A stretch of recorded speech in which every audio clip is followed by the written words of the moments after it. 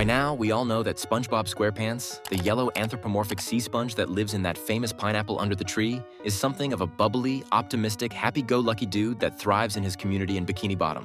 That said, SpongeBob SquarePants' life isn't always filled with fun, good-natured adventures. Sometimes the naive sea sponge experiences some dark tales that leave the viewers in a more morose and contemplative mood.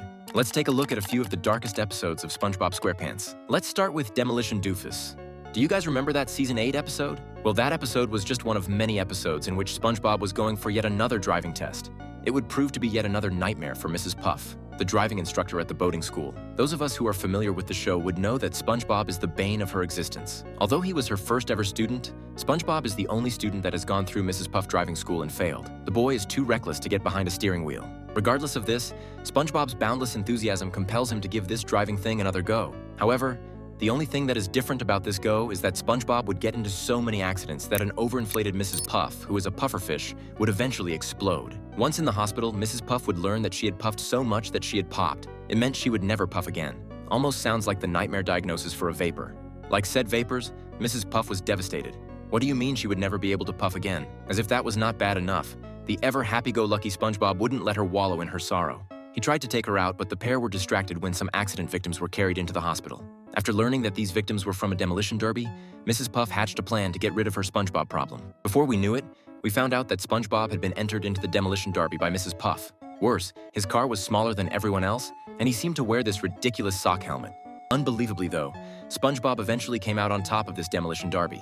Not only that, he did so without even a single scratch on him. Enraged, Mrs. Puff tried to take matters into her own hands by getting into a huge boat of her own. She went on such a rampage that eventually the pair crashed into her boating school.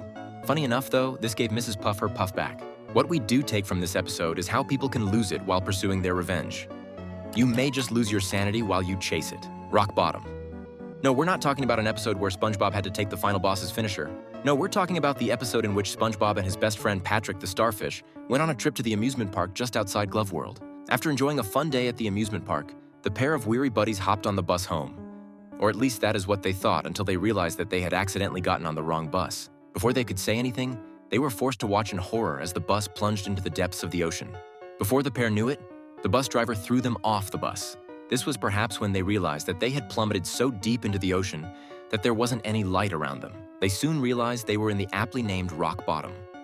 What was even eerier about rock bottom other than the lack of light was the lack of sound. Soon, the shaken pair also realized that they were all alone at rock bottom. They couldn't help but notice that the town seemed abandoned. So much so that the only source of light in this desolate place seemed to come from the bus station. How on earth were they going to get out of this mess? At that point in time, the only solution the pair could come up with was to head to the only source of light, the bus station.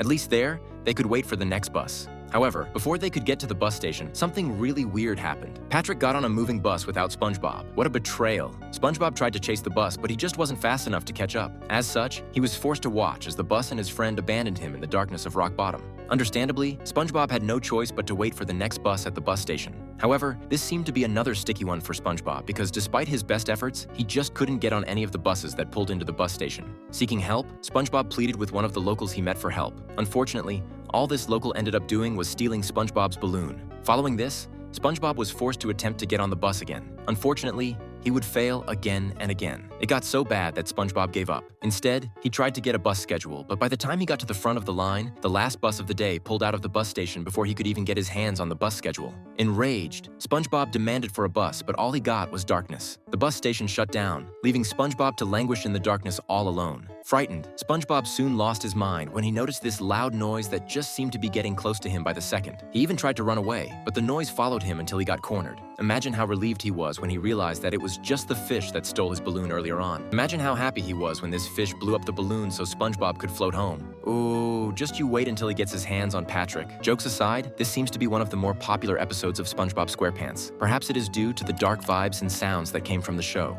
Furthermore, some may be able to point out the themes of feeling abandoned when you hit rock bottom. What do you guys think? Earworm. Next up, we have a situation that we may all be able to relate with. In this episode, SpongeBob was with Squidward again. This time, he just kept singing that song over and over. It got so bad that Squidward had to tell SpongeBob to shut it. It's always something with this guy. Squidward tried to get away from the song by listening to the radio, but that failed because the same song came up. Luckily, Mr. Krabs closed early for the day, so the pair were allowed to go home early. While Squidward ran off, SpongeBob was so distracted by the song that he didn't even know that Mr. Krabs let them go home early. Fortunately, he soon got the memo, and before long, he was on his way. Along the way, he was even able to get a record of the song. As you can imagine, it was now his new obsession. Once SpongeBob got home, he played the song for many hours. Eventually, he got tired of it, so he went to bed. What he didn't know was that the song was not done with him. As SpongeBob tried to sleep, he realized he could not stop whistling the song. This is when he realized he had a real earworm in his ear. However, rather than being alarmed, SpongeBob actually hopped on the vibe by playing the song all night. This proved to be a mistake because the next day, SpongeBob showed up at the Krusty Krab late and exhausted due to lack of sleep.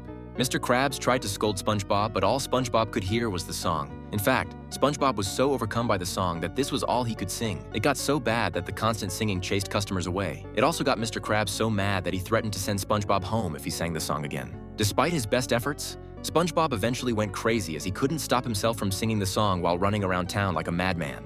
Noticing how bad things were, Sandy realized they had to save him. After chasing SpongeBob to his home, they tied him up so that they could get rid of the earworm that was possessing SpongeBob. The only way to do this was to come up with an even catchier tune.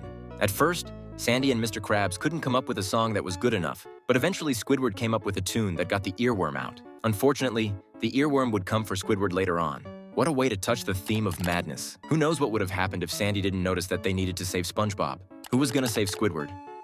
Pretty dark stuff.